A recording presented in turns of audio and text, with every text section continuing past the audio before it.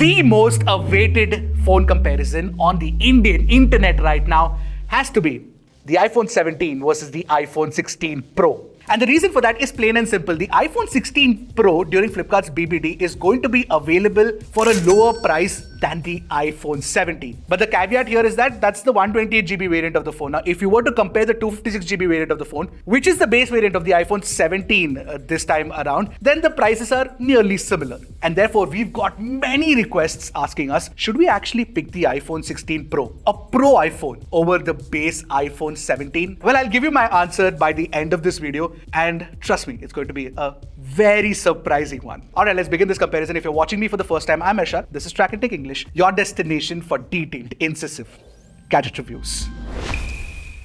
Now, to start off with, the design of the iPhone 17 is largely similar to the iPhone 16 from last year, but the only difference is that it's slightly larger because it has a larger display. A larger display with tinier bezels, no less, which is something that I really appreciate. And when you compare it to the 16 Pro, yes, the 16 Pro does feel more premium in the hand, and the major reason for that could be the fact that, it's got a titanium frame. But I mean, this is not a bad design either, and you get some funky colors too, which is something that a lot of people prefer. So if you want like colors in your life, then go for the iPhone 17. But there are some interesting things that we noted. Firstly, the iPhone 17 is of course lighter than the iPhone 16 Pro. Secondly, you get the new ceramic shield 2 protection on top of the iPhone 17, which actually makes it 3x more scratch resistant than the display on the 16 Pro. And trust me, that's a change that I'm absolutely loving, primarily because the iPhone 16's display, oh my god, that thing scratched up like no man's business. And of course, both these phones also come with IP68 rating and MagSafe wireless charging as well. But there is one advantage with the iPhone 16 Pro, and that is the fact that you actually get a Type-C 3.2 port at the bottom, which is Type-C 2.0 on the iPhone 17. Apple should have upgraded that. Maybe next year.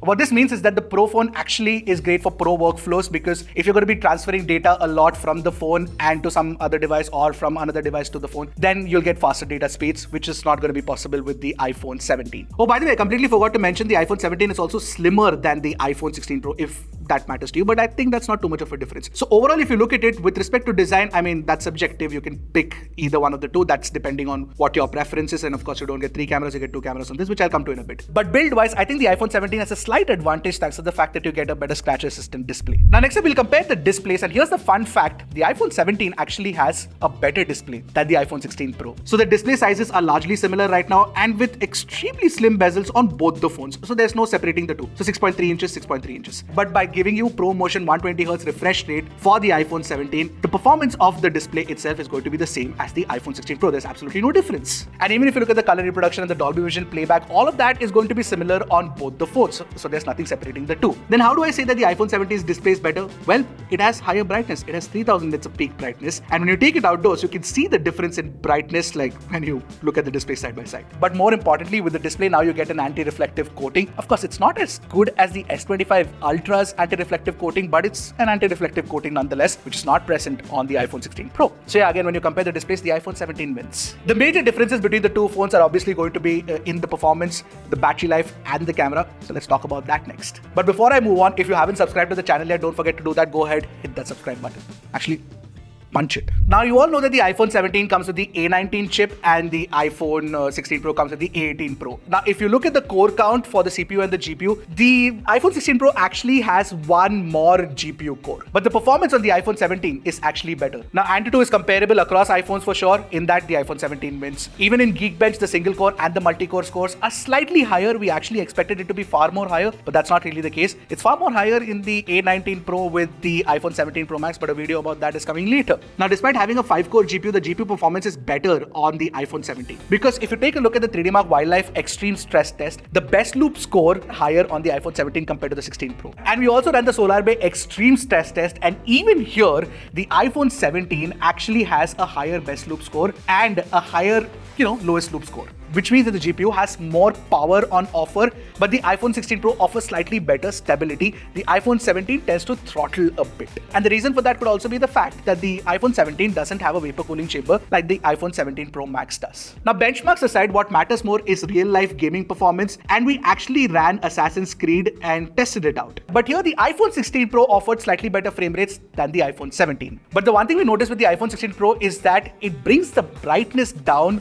much faster than the iPhone iPhone 17 does. Now, this is one problem that has been there with the iPhones for the longest time. So, which means basically overall is that the A19 is actually performing better than the A18 Pro. That's the takeaway. And it's not just the performance, mind you. Even the power efficiency is better on the A19. Now, Apple claims that you get 30 hours of video playback with the iPhone 17 and 27 hours of video playback with the iPhone 16 Pro. And in our testing, the iPhone 17 actually does offer better battery life than the iPhone 16 Pro. And it's not just the performance of the battery life. The 17's battery charging speeds are also faster because you can charge from 0 to 50% in just 20 minutes. And we tried it out. It actually does happen in 20 minutes. Of course, after 20 minutes, the charging speed slows down, but still a full charge will be faster on the iPhone 17 compared to the 16 Pro, which will be slower. Now, if you'll also look at the network capabilities with the iPhone 17, you get the new N1 chip, which is the same across all the iPhones launched this year, the 17, the 17 Air and the 17 Pro Max. Now, this N1 chip houses the Wi-Fi 7 module, the Bluetooth 6 module and the Thread module as well. Of course, with the 16 Pro, you do get the same Wi-Fi 7 support and Thread support as well, but the Bluetooth capabilities are Bluetooth 5.3, by the way. Now, to talk about the cameras, of course, with the 16 Pro,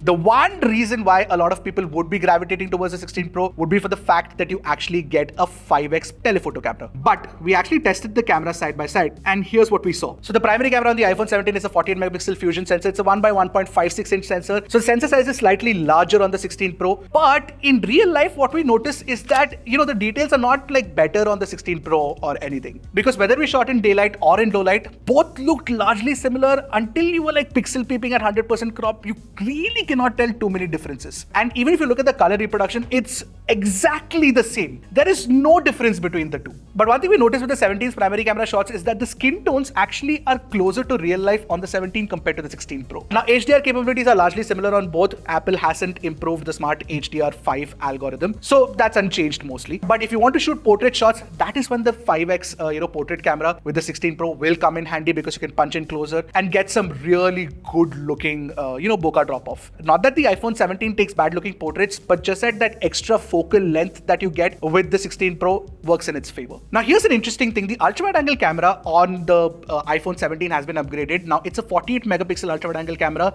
but with fusion technology, which is not available on the 16 Pro. Now, what difference does that make? Well, in daylight, not too much of a difference. Both look largely similar. But in low light, the iPhone 17's ultra-wide shots actually look better than the iPhone 16 Pro. It pulls in more light, it has more details. So if you want a better ultra-wide angle camera, you have to go for the iPhone 17. In fact, if you want a better selfie camera, there's no doubt in my mind that the iPhone 17 is a better selfie camera. Because this year, you get a square sensor, which is a 24 megapixel sensor, but you get 18 megapixel outputs in different aspect ratios. You can take wide angle selfies, like landscape selfies, even in portrait mode. And the quality of selfies that we're getting with the iPhone 17 is just leagues better than the 16 Pro. There's just no comparison here. Now, the advantage of buying a Pro phone is that you get certain Pro camera features which are not available on the iPhone 17. For example, you can take Pro RAW shots, which the iPhone 17 cannot. The 16 Pro can. And you also get support for ProRes video recording, which is not available with the iPhone 17. And you also get the option to shoot at 4K 120 FPS, which is not available with the iPhone 17. But if you're not a Pro user, and if you want just basic 4K video recording, then the iPhone 17 can also do a fantastic job, because with the primary, the ultra wide and the selfie camera, you can actually take 4K 60 FPS videos. And the quality of the videos look largely similar for the primary and the ultra wide. Of course, with the iPhone 16 Pro, you can punch in closer, get 5x optical quality, video recording. Plus, you can also get further zoom range with video cameras. But if you look at the video recording comparison of the selfie cameras, the iPhone 17's video recording quality will be actually better than the iPhone 16 Pro, just because you get better stabilization. Because larger sensor means that you have more area to crop, and which means that you actually do get far superior stabilization compared to the 16 Pro. So overall, with the 16 Pro, my takeaway is that the 16 Pro offers more Pro features with the camera, like Pro RAW, ProRes, all of those, and you also get that extra 5x telephoto, which does come in handy. But with the 17, you actually get better optimization of the cameras and a far superior selfie camera and a slightly better ultra-wide angle camera as well. So make what you want of that and then make a choice accordingly as to what your use case would be. Trust me, if you don't really care for that telephoto too much, then the iPhone 17's cameras are pretty good too. Now finally, let's talk about the software experience. Basically, you get iOS 26 with the new liquid glass design. It of course looks very attractive. It's a completely new redesign and makes the phones feel very new as well. Now the advantage with the iPhone 17 is that you'll get one extra year of software update, which will not be available with the 16 Pro. Of course, one defining feature of the software experience would have been Apple Intelligence on both the phones, because you do get Apple Intelligence on both the phones. But unfortunately, right now Apple Intelligence is limited to whatever Apple Intelligence features are currently available. For example, Genmoji. Very useful. Anyway, writing tools is one, feature that I kind of like. But apart from that, most of the Apple Intelligence features are pretty average. And, the Siri with better intelligence, that's something that we're waiting for. So this year, no update on that. So yeah, software experience is going to be largely similar on both. By the way, I completely forgot to talk about two things, is the camera control button and the action button. Yeah, both the phones have it. And action button is useful, but the camera control button, not really. So to conclude this video, I'll give you a plain and simple verdict